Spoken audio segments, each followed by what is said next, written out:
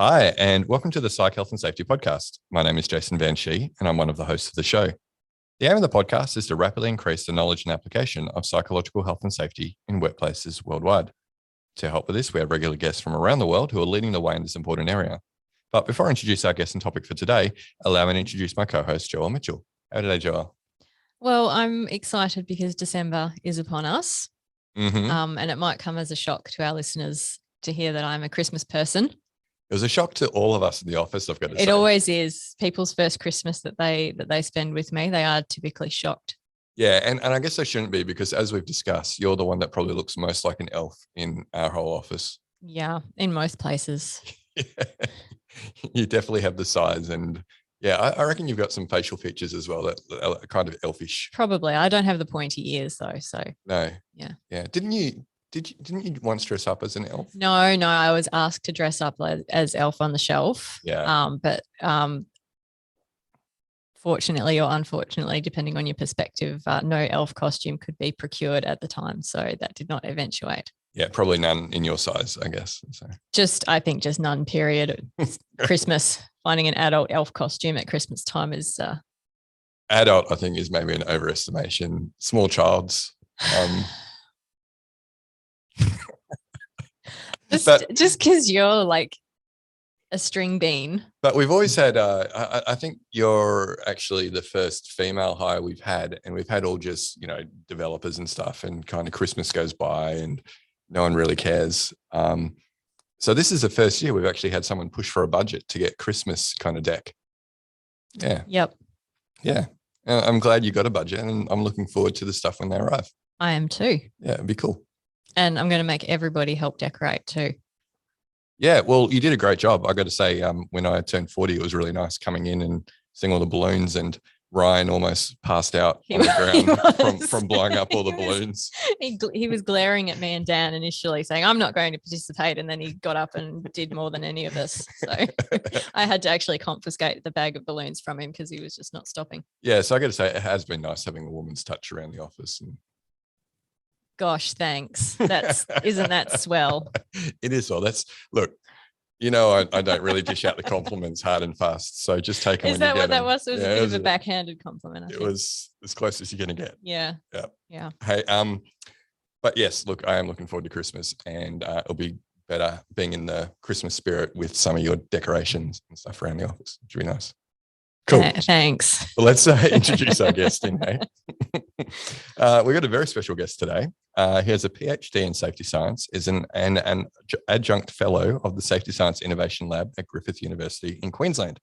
He's previously held senior health and safety positions in several large organisations.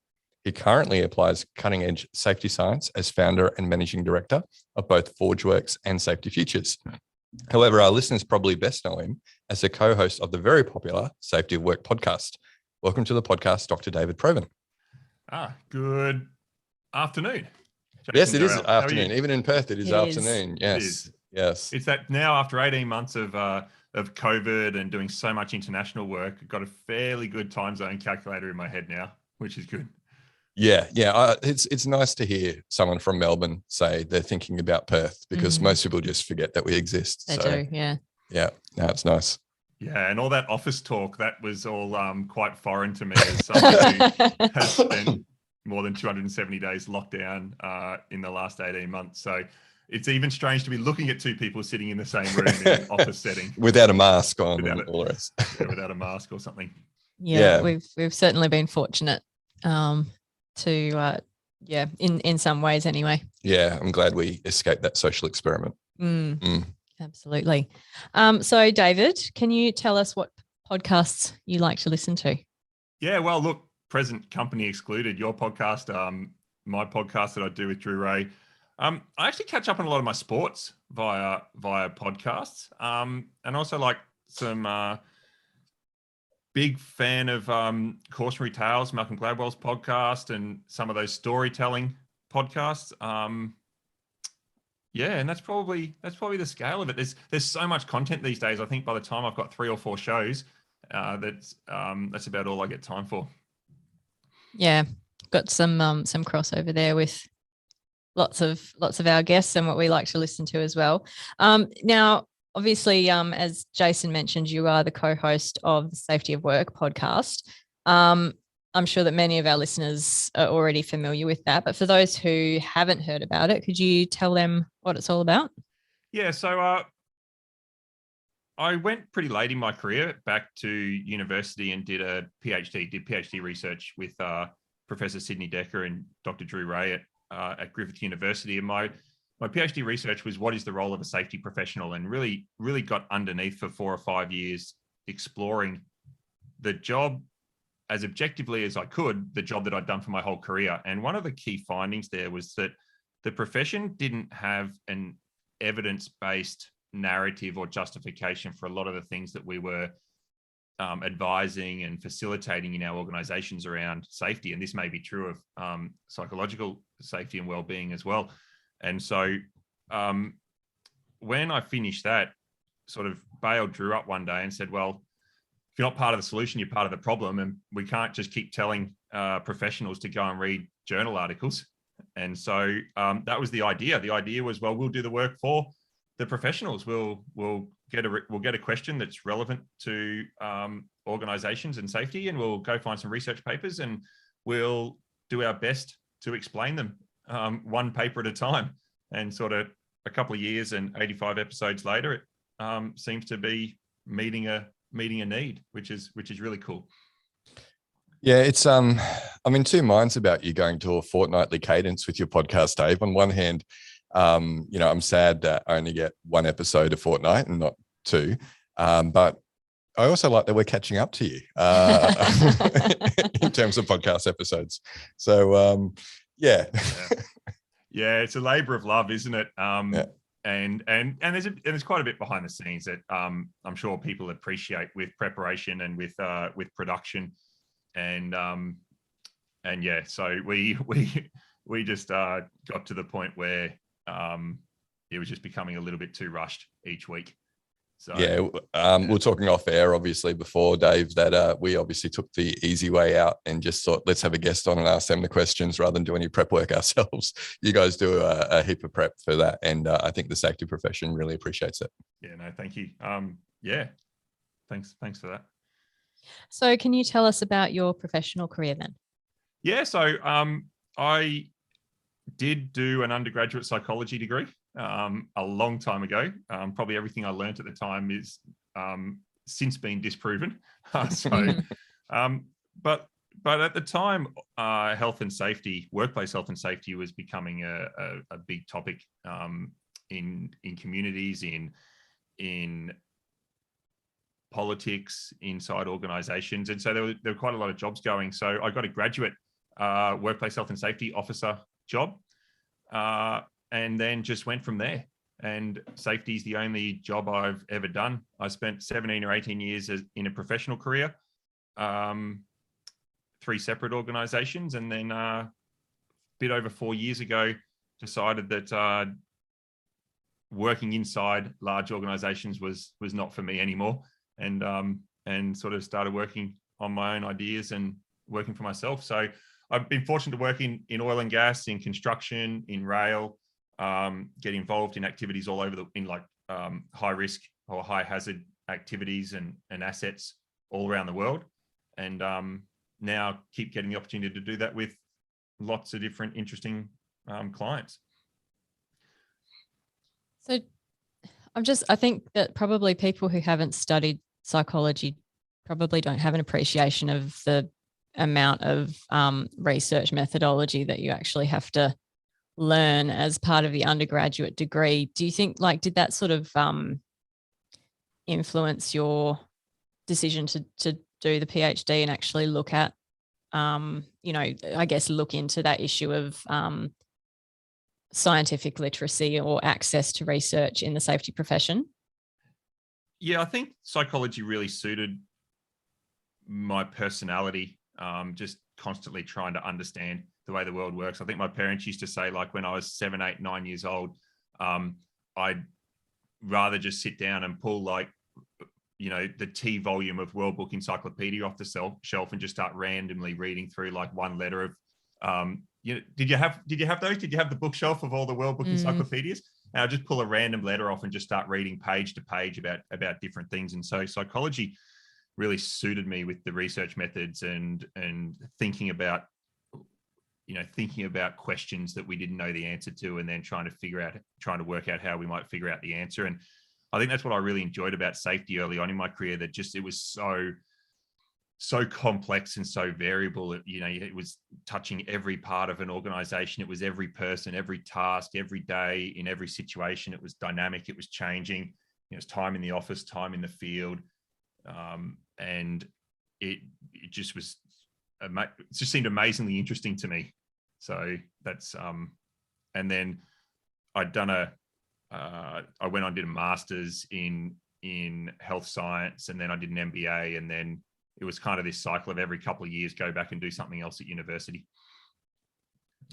Yeah. We've all experienced that bug. I don't know. I don't know. You? No, you went straight through, didn't you? I think my parents may still have the old Encyclopedia Britannica on their shelf at home, and I'm pretty sure I could sell you a mint copy. I'd probably be up for that. But it is a bit addictive. I think it's either university or tattoos. It's kind of like yeah. And I got to say, unlike the two of you, maybe, although you haven't gone back for further study. I have so. Oh yeah, you did that. Yeah. Safety management system course or something. Yeah, it was a graduate certificate, I think. And I had to do some like government diploma stuff as well. Yeah. When I finally finished my master's dissertation in 2007, after delaying it for 2 years, I should have finished it in 2005. That was it. I sometimes have nightmares about going back and studying. No, very happy to learn on the job these days, David, as compared to learning in a classroom environment. But obviously now you've transitioned, as you said, you had enough of working within large organizations, and now you're consulting, and you do that under the banner of ForgeWorks. So can you tell us a little bit about ForgeWorks and why you created it, what it's all about? Yeah, sure. So ForgeWorks is a safety and operational risk consulting business. And sort of at the moment, we're trying to make that transition from professional services organization to technology company, and got some really exciting things that are sort of in the market now, and also sort of like on the development roadmap for that. So look, I think, so I got to the point in my career, like I said earlier, after 17 or 18 years inside companies, that I sort of felt like, and feeling about mid-career, so early 40s, but at the time, late 30s, going, well, maybe halfway through my career, if I keep working in these same sorts of roles inside these same sorts of organizations, how much am I going to learn from that? Like, and I knew that I would learn, but I didn't think I'd learn as much as if I tried to reinvent myself or really try to do something different. So, and at the same time, I'd never really felt like there was a consulting business that I could go to. And, there was lots of individual safety consultants who I really respected and used a lot. But as far as consulting companies go, like, and not to, criticize any of those, big four consulting companies or any of the other big safety consultancies, I really felt like there was an organization in the market that that I would just want to have a long-term partnership with. So I felt that there was an opportunity to try to grow a brand into that market, and that was a ForgeWorks brand, and we invested a lot in sort of setting up the brand and mobilizing it, and we had some really good international contracts and projects and lots happening and really strong growth, and then kind of COVID. So going to be 2 years ago shortly, and so that sort of led us to kind of reinventing ourselves, launching another organization as well, and sort of making that decision that a tech, you sort of need to be a digital business now. It's not scalable if and the digital technology is so available and it's so good now, it's so high fidelity that I don't think the scale happens with people in the same impactful way. Yeah, I mean, even learning platforms, right? I mean, there's little difference between consuming something over Teams live, as most people have had to during the pandemic, because you couldn't do training live, versus, something that's pre-recorded and then it's scalable because it's not people's time that we're talking about. Yeah. But similar to you, obviously, we made the decision to go from a consulting business to a technology business back in 2018 and haven't looked back. It's great. But tell us, you said you do have already something in market. I'm sure I've come across it, but for our listeners, what is the first thing that you've released? Yeah, so we worked really hard. We were doing a lot of organizational strategy building and as part of health and safety strategy projects. And as part of that, you'd always do a diagnostic of the organization. Where's the organization at? Where does the organization want to be?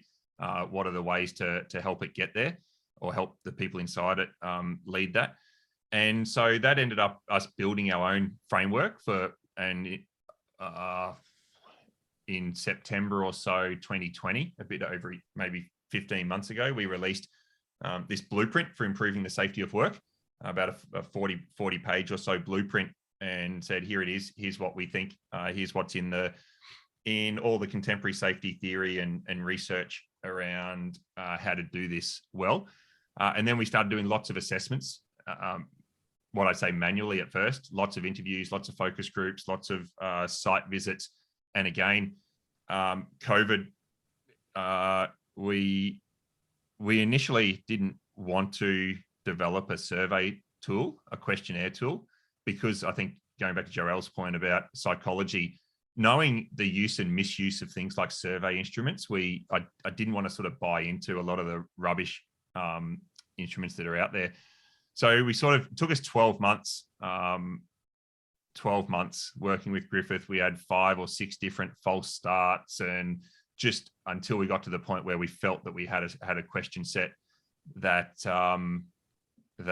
gave us some insights into people. So we've got the web app and the digital version of that survey and the analytics around that and the reporting around that, and very soon we'll have sort of self-service functionality around that and pulsing capability and a whole lot of kind of things that organizations can use to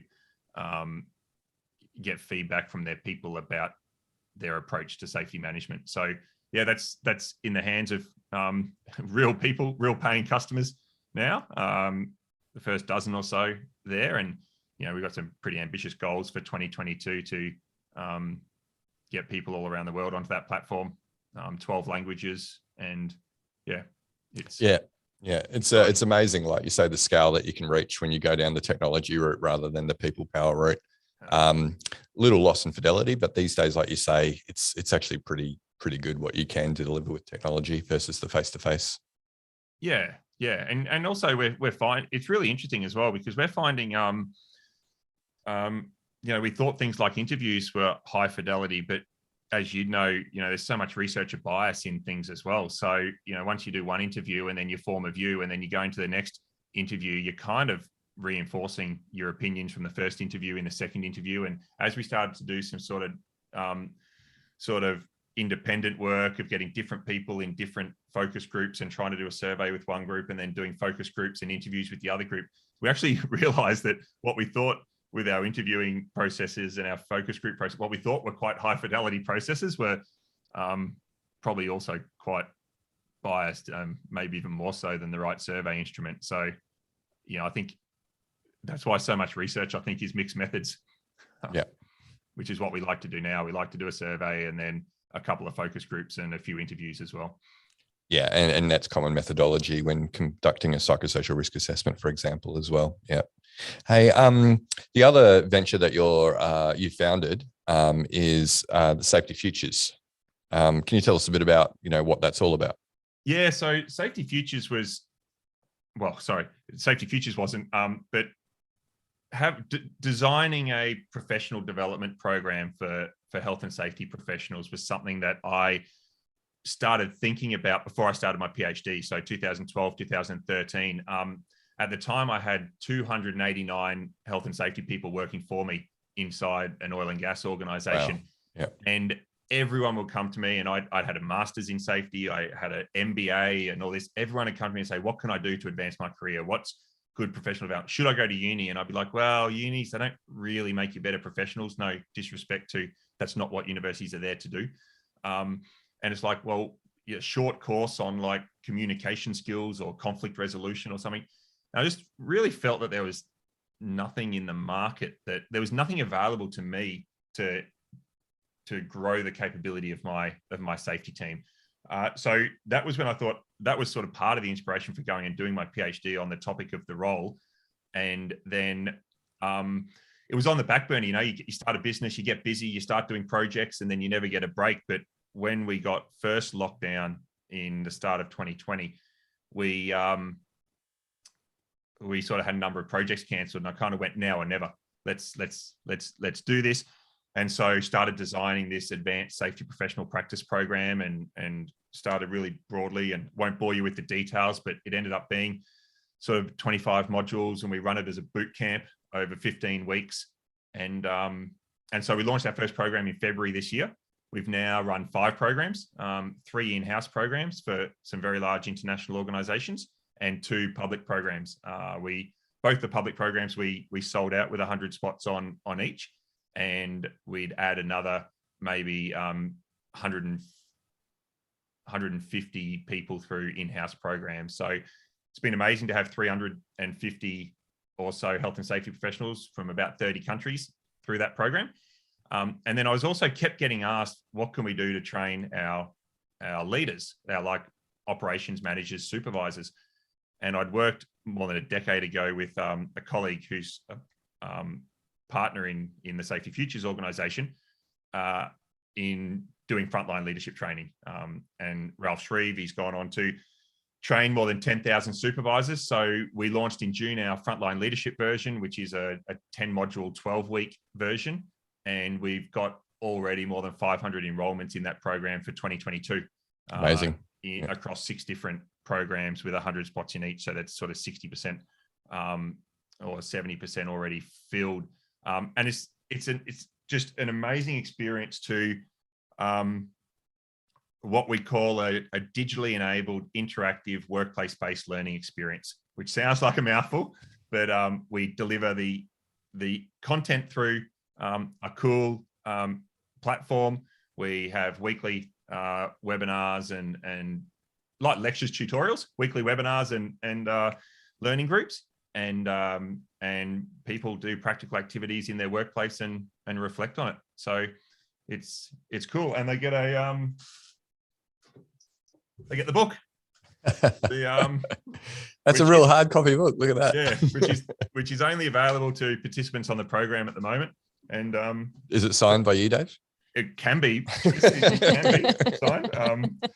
But no, that was also the first. That was actually kind of a cool. So that's my COVID. That's what gave birth to. Finally wrote a book during COVID.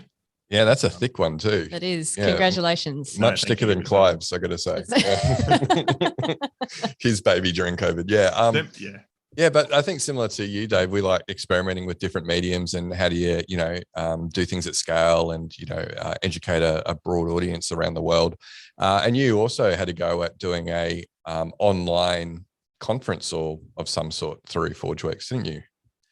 Yeah, we did a face-to-face workshop in February 2020, a Safety 2 in Practice workshop. We brought out Professor Erik Holnagel from Denmark, and many of the listeners probably know Erik. And, we had this idea of once a year we'd do this event. And then COVID, a bit of a theme, isn't it? I was just thinking the other day that, I see people walking around holding, with masks and holding masks, and that doesn't even seem strange anymore. But if I went back 2 years and saw people walking around with masks on, I'd be like, where am I? What is this? But anyway, I forgot the question. Sorry, Jason. Yeah, the live conference that you're in. Yeah. So then this year we thought, well, we'll do something anyway. And at the start of this year, it looked like we might be able to do a hybrid event. The borders were opening and shutting every second week. But we went to this live. We decided to try and do it. Well, we decided to do a live stream global safety summit. So TV studio style, 8 hours of live streaming all around the world. And I think at one point we had about 3,500 people online viewing that. We had Professor Sidney Decker, we had Dr. Todd Conklin, and a range of practitioners and sharing stories from sort of around the world. And then in only a month or two ago, we did a live stream event into Brazil in live translation in Portuguese. So again, we had Sydney and Todd and others doing what we're doing now with, which is amazing. Someone super talented person who can listen in one ear to the English and speak at the same time a few seconds later in the Portuguese. And so we did a live stream, live translation event over 2 days into Brazil. Yeah, that was with Hector? Hugo. Yeah, Joel's been on his podcast before. Oh, I didn't cool. Awesome. I didn't get an invite. No, fair enough. Don't have my profile, Jason. Joel's the favorite. Everyone knows it. So so we've tried a couple of different things. And most things have gone okay, fortunately. Yeah, I mean, that's the entrepreneur in you, right? Like, you have something like COVID get in the way, and then you think about other ways, how do we still get out the message and engage people and everything, which is fantastic. So you gave us some numbers of like the number of safety professionals that you've had through your Safety Futures training so far, which is very impressive. What would you say is their current level of knowledge about psych health and safety? Or is that something that you look at? Yeah, we do talk a lot about it because it's such an important topic for organizations and communities, governments and professions. And so it comes up a lot when we're talking about different aspects of the professional practice, whether it's risk management, whether it's management systems, whether it's communication, and so it comes up a lot of the time. But we don't have any specific content in our course around it because I never felt that I was the one who was appropriate to be teaching people about this. And so, but we do talk about it a lot. There's a lot of willingness to learn and try to understand what organizations can legitimately be doing in this space that is going to be helpful. So there is a strong appetite for this amongst the health and safety profession from what we've experienced this year. Yeah, you haven't found any pushback on it and say, look, this is the role of org psychs or HR? The pushback that we get is mainly related to people feeling like it's not the role of organizations to intervene in this space. So that's, it's personal business. Organizations shouldn't be overreaching into people's personal lives. We shouldn't be doing anything about this. They're the people. That seems to be the narrative behind the pushback, not because it's someone else's problem within the organization. It's health and safety people who don't think it's an organizational not responsibility, but issue. Do you think that's maybe due to confusion around, say, mental illness symptoms and psychosocial hazards? Yes. Because work does create psychosocial hazards, absolutely does. And organizations should not shy away from the fact that work does create genuine psychosocial hazards.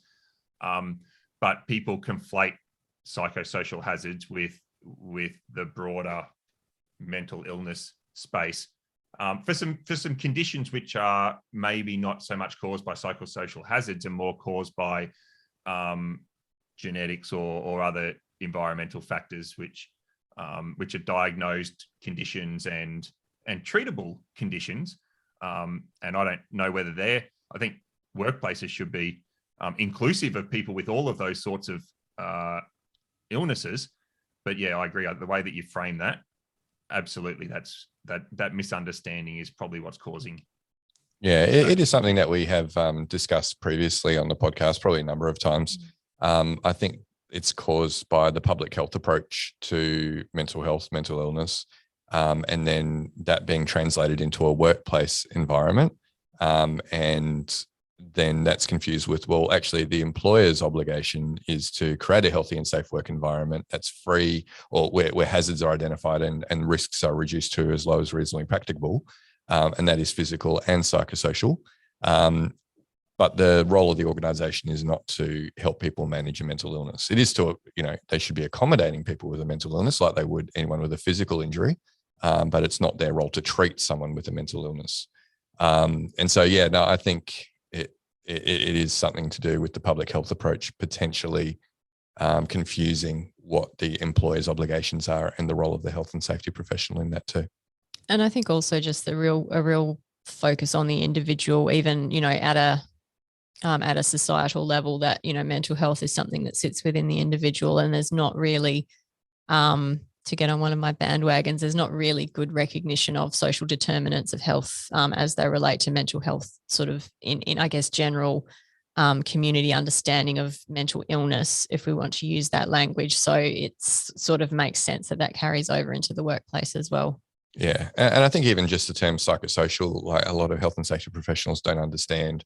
So we're not talking about mental illnesses caused by genetic predisposition or individual kind of circumstances or lifestyle choices. We're talking about, environmental conditions that are causing these things. And therefore, we can manage those hazards like we would with any other physical hazards. And that is getting down to the root cause and dealing with them systemically. Yeah, totally agree. And I think having that language, the way that you've both just described it there, is really what the profession needs, like social determinants, environmental factors, lifestyle choices, clinical conditions, all of these different ways of understanding, the breadth of what is a broad and complex topic, just like all of the language we have around physical workplace hazards, developing that same model and language for these hazards, like what you guys do really well at Flourish, is helpful, because then organizations and the safety professionals can find their part of that puzzle, or their part of that they really need to be addressing and working on legitimately. And I agree with your other point about the public health approach. Like, we see organizations, when they want to approach this in their organization, they do things like bring these amazing charities in, like Beyond Blue and all of these sorts of things, which are there to kind of support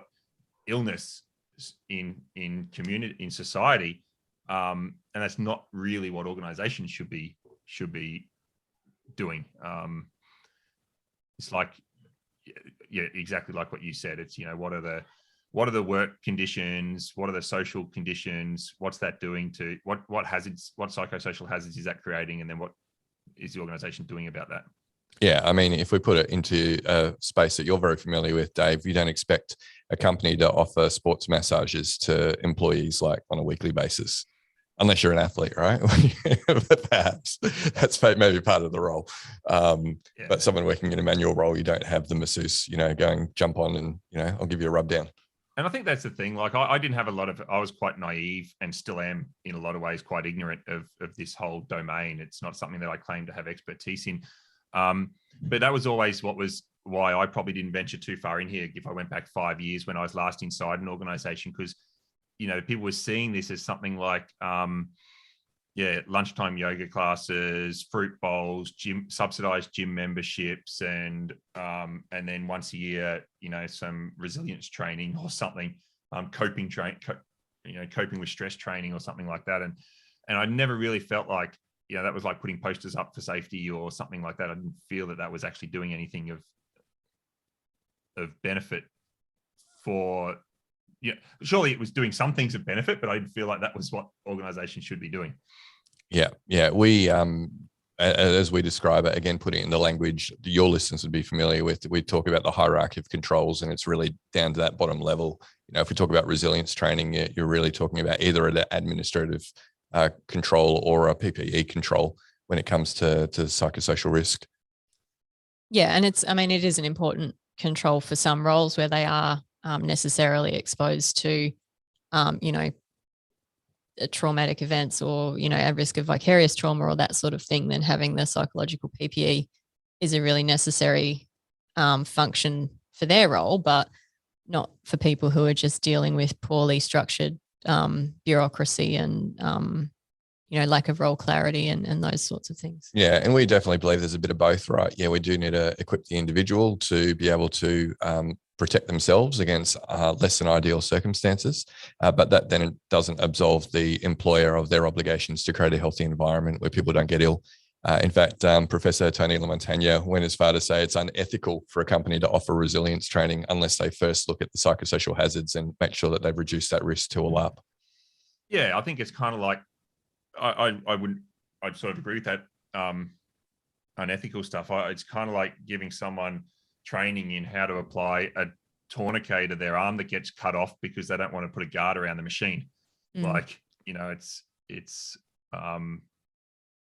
just the wrong end of the incident. Yeah, and I think we find that when we're able to make those analogies to physical safety examples, that really people sort of get the point that we're making a lot easier then.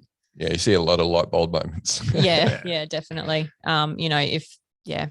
If somebody goes to a lot of festivals in their time off, does that mean that we don't give them ear defenders when they're exposed to noise at work? No, we don't. We take control of the hazards that they're exposed to at work. Yeah. And we see it. And so, and workplaces should do, I think, a lot more heavy lifting in this space. Like, I think, I get that it's hard, but like so many times every week, I see people who are with unrealistic pressures on their work, like it's getting sent something at 6 p.m. at night and expecting a response back by 7:30 p.m. at night, and people, probably waking up the next morning dreading opening up their inbox for what's in it, or dreading having a meeting with their manager because of how their manager kind of provides feedback to them or something. And I think that there's these things about workload and pressure and communication and support. There's so much inside an organization that creates so many psychosocial hazards that organizations just typically ignore. And we see it whenever a whistleblower comes out, that the organizations, and this is probably an unfair generalization, but it appears as though lots of organizations just throw this stuff in the too hard basket and don't try to do anything proactive about it. Yeah, and I think that's what's really forced the hands of regulators and legislators to adjust, obviously, our legislation here in Australia and draft regulations around psychosocial risk management. And, Safe Work New South Wales has been the first state to bring out an industry agnostic code of practice in this space as well. And so it's going to be pretty hard for employers to hide. It's not going to be, it being too hard is not going to be a justification anymore. There's going to be plenty of really good evidence out there, and we're probably not helping employers either by giving them a tool, which makes it really easy to do this stuff as well. Yeah, well, I think and otherwise, I think regulators will keep stepping in. I'm not sure you will know. Is it France where it's illegal to send your employees an email after hours or something? It's been around for a little while. I think in France it's around for a little while. I think maybe it's just come into a few other countries as well. Oh, it might be Portugal's just introduced it, maybe. Yeah. And look, they do take it pretty serious over in France. There was a couple of directors in the last year or two that were put in jail for a culture of bullying and harassment. So the directors held responsible for that, where they had a number of suicides there. So they take it pretty seriously. What's going to be really interesting though is I was speaking to Michael Toomer about this actually at the AIHS conference they just had around workplace mental health, and asking him about, is it going to take some cases that aren't related to, say, bullying and harassment and sexual harassment, but maybe more around work overload to get companies to start taking this seriously? Because bullying, harassment, sexual harassment, I think everyone would morally go, yeah, that's wrong, and we don't want that in our workplace. But things like workload, it seems like companies are very fine in many instances to just keep piling on people. And looking at the Safe Work Australia workers' compensation statistics, I think it's something like 20% of all psychological injuries come down to work overload. It's not bullying and harassment, it's just having too much to do. I think this more for less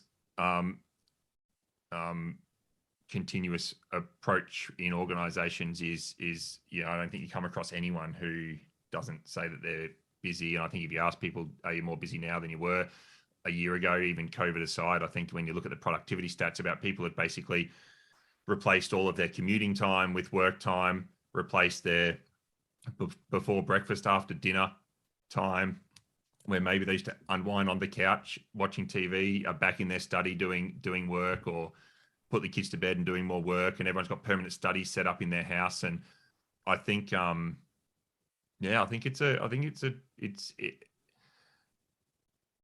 cases would help. I think it'll be like anything. Those first couple of cases are just going to be painful for the people involved because the companies are going to throw everything at the defense of that, which always happens. It happens in safety, and it's kind of unethical as well. Like but hey, look, we see it everywhere. We see it in our own Australian federal government around claims of sort of sexual harassment and abuse and things like that. Like the liability management that organizations kind of go to, it's just so hard for the individual. So I think cases will help, but I feel sorry for the first couple of people involved in those cases who are the first ones to put their hand up and say, this is unreasonable.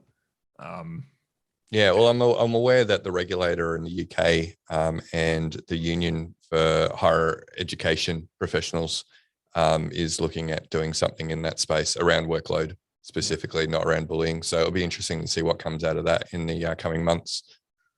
Yeah, when you speak to, as I do with, my adjunct role with the Safety Science Innovation Lab at Griffith University, obviously with the loss of international students in lots of parts of the world with border closures, there's been lots of jobs lost in universities, and so lots of teaching workloads and research workloads and admin workloads so have all gone, onto sort of core permanent staff members and that now. So I think you'd find anyone in that sort of higher education setting, anywhere in the world that used to rely on international students, they might be doing 50% more than they were expected to. Yeah, not calling out any industry specifically, but higher education was not in a great place before the pandemic, and now it's obviously they're asking to do more with less, as a lot are. I like, or I don't like what you're saying, but I definitely resonate with what you're saying around the working from home, and we know that you and Melbourne had the worst of it with the longest lockdown in the world. But whether it's working from home and companies going, oh, people have great flexibility now, or is it living at work, not being able to disconnect from, what you're actually doing. Yeah. And I think that there's, which way does it bleed, and I think, employers, and again, speaking in generalizations here, employers are happy to have work bleed into home life, but they're not happy to have home life bleed into work. Yeah. And it's a good point. I think, it's a really, and I'm probably not really best placed to talk about this sort of working for myself or leading a business. So, I think if it's I feel like I've got a really huge blur between life and work, because lots of the things I do at work are, I'm so passionate about them that I would do them on a Sunday because I find them interesting or enjoyable. So I think what I think it is with that thing is when it isn't actually something that a person wants to do. Like, I've got to prioritize this thing that I don't want to do over something that I want to be doing in my life. Then I think outside of the normal hours of work, so is where it becomes, I think, a real problem for people. And that's probably I don't want to say most people, it's too much of a generalization, but that would be how I do it. Does the person want their life to be different than they feel the organization is making it for them? I mean, it's also different being a business owner as well, because you're going to still reap the benefits of whatever work you do whenever you do it. Where if you're, a salaried employee doing those extra hours and not being compensated for them, and if you don't have any other ways for the business to compensate you for those additional hours. I'm only laughing a little bit because this idea of reaping the benefits and salaried employees and business owner, there are a few words used in that sentence that didn't quite mesh together for me, and I was just going, being a salaried employee. Yes, Joelle has no idea, Dave. The grass is always green. But no, you're exactly right. I have no aspirations to business ownership. No. My dad was a small business owner my whole life, and many of my other family members as well. I know what it looks like, and I have no desire for that whatsoever. I'm quite happy being on a salary. I do say to people, not in a feel sorry for me kind of way, but it is something that in the last few years never ever worked harder for less money in my career, but passionate about what I do every day. So you got to make those trade-off decisions. So. Yeah. So one of the things that you're obviously passionate about, Dave, is to build up the profession's capabilities, right? So we're talking about psych health and safety here specifically. Thinking about health and safety generalists, what sort of competencies do you think that they are going to need in this new world where things like ISO 45003 is out, where we've got new regulations dealing with psychosocial hazards is out, to help them to be able to partner with their organizations to deal with this successfully? Yeah, look, I think the health and safety profession is I think a logical place for this responsibility to sit inside organizations. When we think, you can talk about being in human resources, but I don't know whether human resources have the sort of the frameworks and the I don't want to say access, but the understanding of work that the health and safety organization would have. So I think it's a logical place to sit. I think the literacy in this area needs a massive increase, like for me included, me absolutely included, to actually know what this cause and effect model kind of is inside organization. Like what are the psychosocial hazards, or so what are the drivers of certain types of psychosocial hazards? What are the different impacts on individuals? How do those impacts vary across maybe different individuals? Because I assume from one of the differences here is compared with physical safety, in my understanding, you can tell me that I'm wrong, please do. But my layman's interpretation, if two people were to fall out off a ledge 5 meters in the air, their physical injury impacts would probably be quite similar. If two people were to be exposed to the same psychosocial hazards, I have this understanding that the impacts on different people can be quite different, which is why I think organizations hide behind the fact of, well, we'll just help people to cope more, because some people seem to be able, because Fred or Mary, who sits over there, does more work than you and doesn't complain.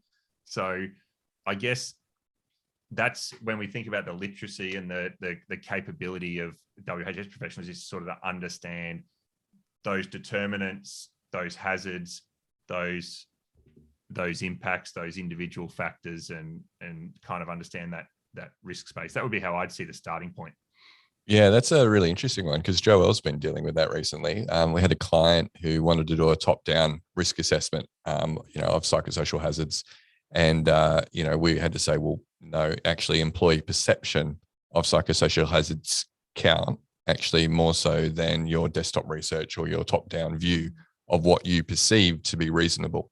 Because it is, the role of individual differences, as you say, David, is so significant. I think probably you can look at it as rather than, what damage will occur if we expose, if we push someone off a height, yes, we know that, that the likely damage that will occur. But if we look at it from the perspective of, how much weight can somebody lift? And then you've got a broad range of capability there, and you don't look at, who's the muscliest dude in the group and then assume that everybody's going to have the same capability to lift. You actually look at, well, what's the average, or what's the minimum requirement for this role, and that's where we actually set the benchmark there, not at the best performer. Yeah, I like that analogy.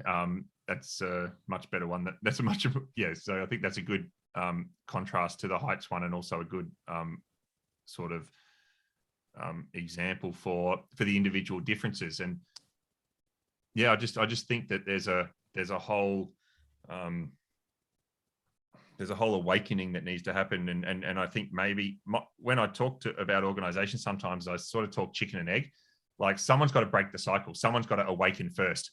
And so I think this is one of these things that that if the workplace health and safety profession can get itself organized and aware around these topics, can provide a whole lot of support to their workforce. And I agree with you that perception is probably the most important thing. When we do our survey that I mentioned earlier around the capacity of the organization to manage the safety of work, we get organizations who say to us, but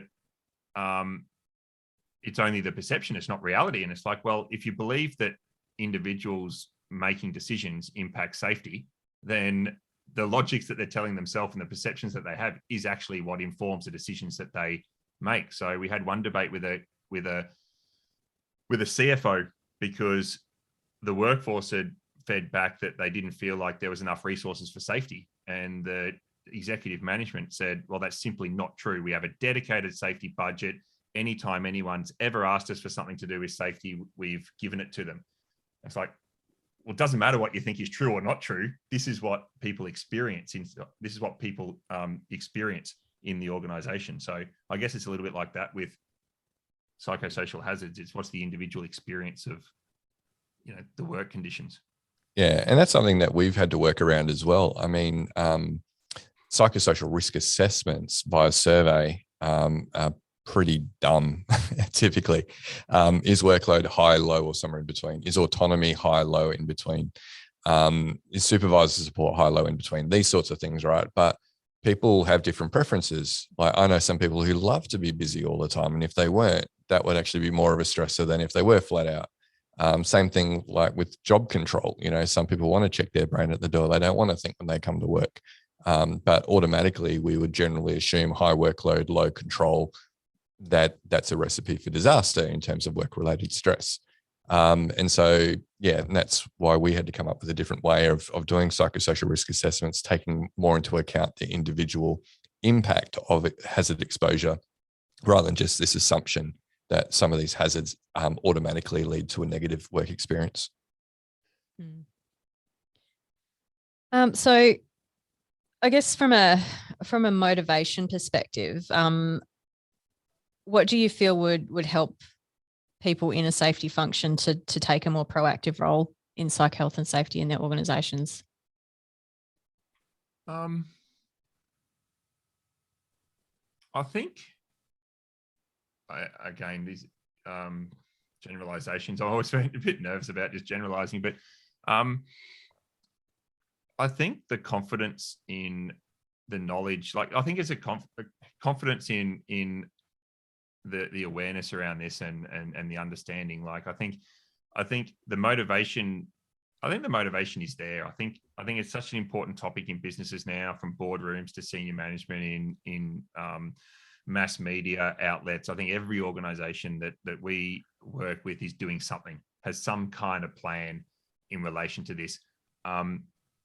Most of the time, based on this conversation, that's probably an ill-informed plan, but this happens in safety too. People want to do something about even physical safety, and it's just, let's just throw activity at this.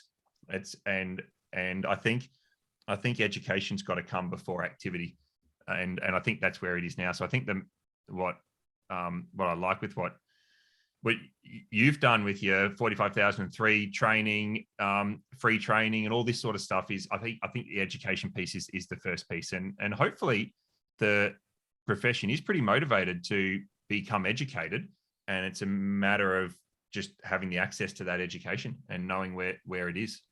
That's what I'd hope anyway.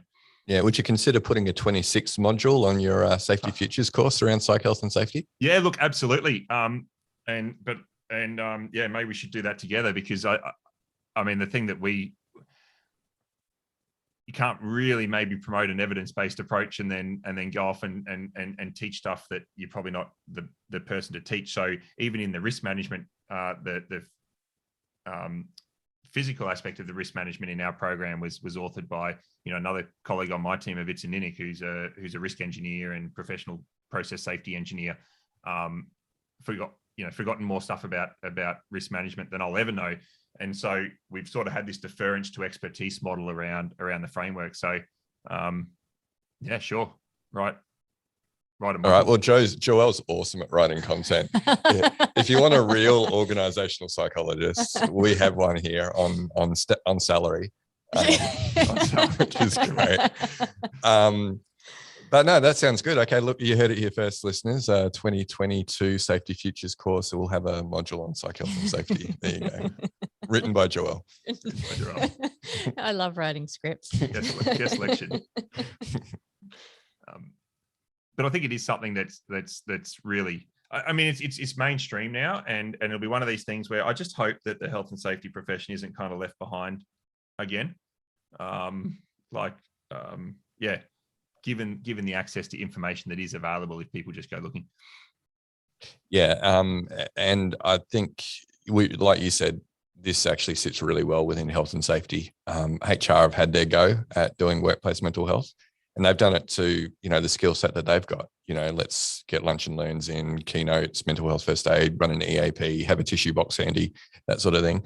But health and safety now actually need to bring their skills around risk into the game and understand, hey, there's hazards here. And if our role as a profession is to make sure that people leave the workplace the same way they entered, or in a better place even, then we really need to understand and be managing those risks. Yeah, and I think also, no disrespect, I mean, to the HR profession, but the lens with which they look at the organisation is not the same as the lens with which the workplace health and safety profession look at the organisation. So the health and safety profession looks at work first and goes, what's the work that people have to do and what's the hazards created by it?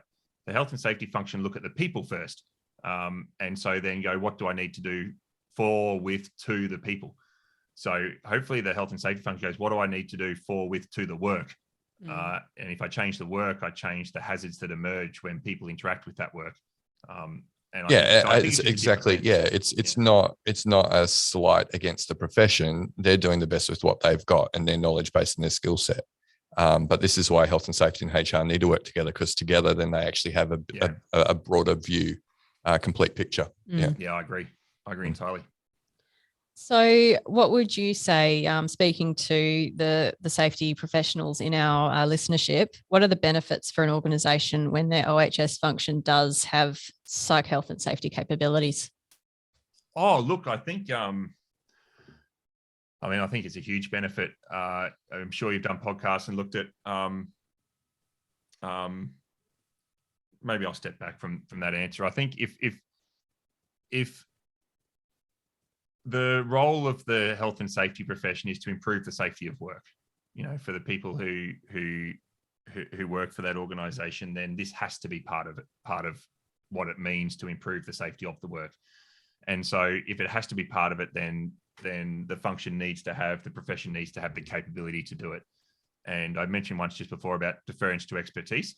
If I was the head of health and safety inside an organisation now, I'd have a psychologist reporting directly to me, just like I'd have, depending on the nature of the industry, a risk engineer or a chemical engineer, just like I'd have an environmental specialist or whatever else was within my remit. I think we saw during COVID the emergence of chief medical officers reporting to CEOs in some organizations. Obviously, that's, pandemic extreme, outside the capability of the WHS profession, but inside health and safety organizations, I'd expect to see growing employment of psychologists to do this well, to do it properly. Yeah, and I guess what you're talking about there is having, within your safety team, you've got your generalists and then you've got your specialists, your subject matter expertise, and that's where you'd have that psych input as that subject matter expertise, I guess, to work with the generalist to embed into the SMS and into the risk management processes that are there. Yeah, a good safety organization, and this is one where I could talk forever on, given it was this topic of my PhD. It's sort of like the three-legged stool. Like you say, you've got your specialists who actually know the content of the individual content areas, major hazard categories or whatever you want to call it. Then you've got your advisory business partners, the people who liaise with, the management in the organization, understand the business context and draw in on that specialist advice. And then you've got your support services, the people who maintain the systems and the reporting and the administration of safety. And I think what happens is organizations get the admin and the general stuff and then forget that those people don't know what they're talking about when it comes to a lot of the specific hazards in the workplace, whether it's chemical, whether it's any other sorts of damaging energies or psychosocial. So have a look at your safety organization and your technical subject matter expert pool, and make sure you've got a subject matter expert for every major hazard that you've got in your organization, would be my advice. Yeah, that's terrific advice. And it's definitely something we've spoken about before, given that around about 10% of all workers' compensation in Australia is due to psychological injuries. You'd have to think you'd probably want, in a team of 10, at least one person who knew what they were talking about regarding psychosocial. Yeah. I mean, it's becoming such an important issue, and as organizations will realize that they'll have less and less physical hazards, less and less manual work, much more automation.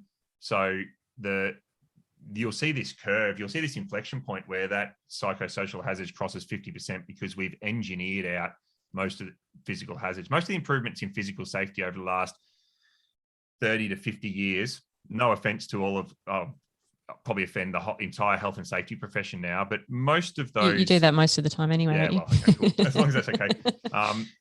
I'll just blame it on Drew Ray but there's a view that you could argue that actually the reduction in risk has come from the engineering profession, not from the health and safety profession, to a large extent for physical safety risk. And the more we look into the safety work that is driven by the health and safety organization, the more we realize that it's probably not doing a whole lot to genuinely reduce physical risk. And I think there'll be this inflection point as the engineering function and automation and digitalization, as that progresses. No one on assembly lines now, everything will be 3D printed so robotics. So if you're looking really future, like in a decade's time, maybe 90% of your compensation claims are psychosocial related. I think the other element to that is that, for the most part, psych hazards can't be eliminated. Whenever you've got a group of people working together, you're always going to have psych hazards that emerge at some point in time. So I guess it's just always there in potential. So it's a matter of knowing what to look for and when to look for it and when to respond. Yeah, and how to respond. The majority of our psych hazards at our office, Dave, are usually before 10 a.m, before Joelle's had her first coffee for the day. They're foreseeable risks, and we mitigate. The majority of our psych hazards in our office are Jason. Let's just be clear about that. And also 90% of the joy. Yeah, if you say so. I was going to say, Jason, given my predictions of just how in demand psychologists are going to be in companies, you might want to sort of slow down on the elf jokes and other comments. Joelle gives it as good as gets it as good. Look, I don't know. It's past. It's too late now. We're about even. Let's put it that way. Good. I'd say you've said more offensive things to me than vice versa. Probably, yeah. Yeah, I value my life. That's why. Yeah. She's tiny, but yeah, dangerous, Dave. Hey, back to the topic at hand. We're talking about mental health. You obviously have a really great view of what's happening in the health and safety profession, locally and internationally. But if you had to think about the future of workplace mental health, which I know isn't your area of expertise, Dave. You've given a bit of a glum picture looking at the percentage of psychosocial or psychological injury, I should say. But what are your hopes for the future of workplace mental health? I think there's a maybe a couple of things. I think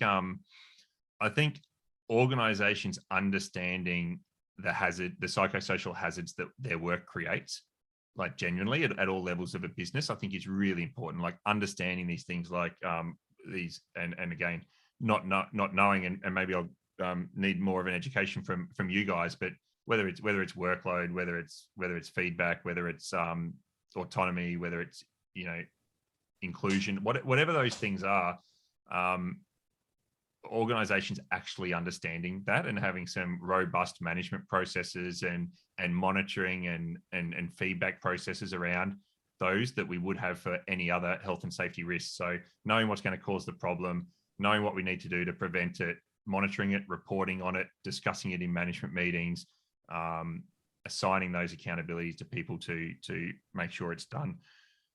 So my hope is that all of that doesn't take too long for organizations to do. And then probably a broader point, which is also a community point as well as an organizational point, is just making our organizations more inclusive and more tolerant of individual differences, just generally, and particularly in the mental health space. Like I think we've been doing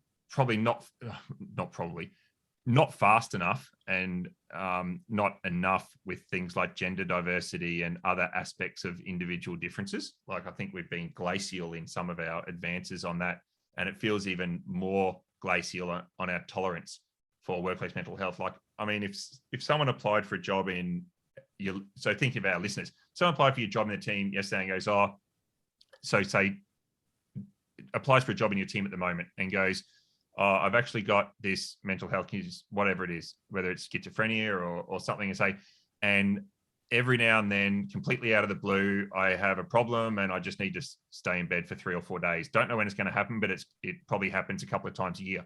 Well, that person's, if they disclose that, probably not going to get any job. And I think that's horrible for organizations to not be inclusive of the range of different sort of mental health conditions that people live their lives with. So they'd be the two things, I think, that organizations get their robust risk and management systems in place and just hurry up and be more inclusive. Yeah, no, they're fantastic. And like you say, hopefully it's not glacial, these changes. Hopefully they come in sooner rather than later. Well, and when we've got, 50% of adults in Australia will be diagnosed with some form of mental illness in their lifetime. I think that you don't have an option as an employer. Are you going to screen out 50% of your potential candidates? Then what does that do to your talent pool? Yeah. We could get very sidetracked and talk about how people can both be living with a chronic psychological disorder and also be high performers in the workplace. And, there are very reasonable adjustments that workplaces can make to take advantage of the talent those people can bring. Not to mention the commitment and the loyalty that they would bring to an organisation as well, who is willing to make those accommodations for them. So more pros than cons, I think, in actually advancing that inclusivity. And I don't think it is a topic that we actually have focused on a whole episode of the Psych, Health and Safety podcast. So maybe in 2022, something we can look at. Yeah. So any listeners out there who are working in this field, hit us up. We'd like to have you on for a chat. Terrific. So David, do you have some parting words of advice to share with safety professionals who want to get more involved in psychological health and safety? I think my parting words would be, not to be afraid of this area. Like, I started my career in psychology. It's fascinating. I mean, we're all human and we're sort of, incredibly interesting and complex people. And this space I don't think this space is a space to fear. It's not a space to ignore. It's a space to get educated on, so that you can understand the role that you can play as a professional and the role that your organization should be playing to kind of understand and manage these hazards. So I guess whatever you're holding inside your head in terms of just not wanting to talk about it, the stigma around it, do what I'm going to do after this podcast, go educate yourself, about this area, because it's really important to do well, I think, now, and it will become increasingly more important in the future. Yeah, and we're looking forward to seeing this as a topic on a soon-to-be-released Safety at Work podcast. Yeah, well, I'm going to educate myself. I'm going to go and find some research papers, and we might even do a little mini series on it or something if we can find a few good papers. Oh, fantastic. Now, it sounds like a great idea. It does. Yeah. Dave, it's been great having you on, mate. Really fantastic conversation. Few people in the world know the health and safety profession, the work of safety as well as you do. So really great to have you on and give that insight into the world of psych health and safety and what's required for the safety profession to get into this space. Excellent. Thank you so much. It's been a lot of fun. That's gone fast. Yeah. Time flies when you're having fun. Hopefully it feels like it's gone fast for people listening. I'm sure it has, mate. It's going to be an instant classic, no doubt. Absolutely. Yeah. So that brings us to the end of the episode, listeners. Thank you for listening. Remember, we do record these over video, so you can check them out on the FlourishTX YouTube page, and we will release some clips on the FlourishTX LinkedIn page as well. Actually, Joel and I are really active on LinkedIn, and Dave's on LinkedIn a fair bit as well. So you could probably hit him up there. Where else could people find out more about your work? Because obviously you've got Safety Futures, you've got ForgeWorks. Yeah, find me. LinkedIn's probably the easiest place to get hold of me if you want to reach out and sort of follow along what's going on. We've got some pretty exciting things for next year. We're going to launch our own YouTube channel under a new sort of a new little brand that's sort of another brand. Well, encompassing everything that that I'm involved in across Forge Work, Safety Futures, and the safety of work, and try to globalize and bring a lot of that to more people. So, yeah. Okay, look out for that next year, guys, and or this year actually. This will come out, and this will be our first episode. I haven't told you that yet, David. First episode of the new year. First episode of the new year. Yeah. So you're doing a Facebook then and doing like a meta thing, are you? No, it's nothing quite like that. No, but okay. Well, this will come out. Hopefully, if borders are open, I will be in the US when this comes out. If that all works. So touch wood. Yeah, we're not getting out of our state anytime soon. No, we'll be here still in 12 months' time, and the borders will still be shut. Yeah. You guys do realize there was this thing called COVID that happened to most of the world? What? What now?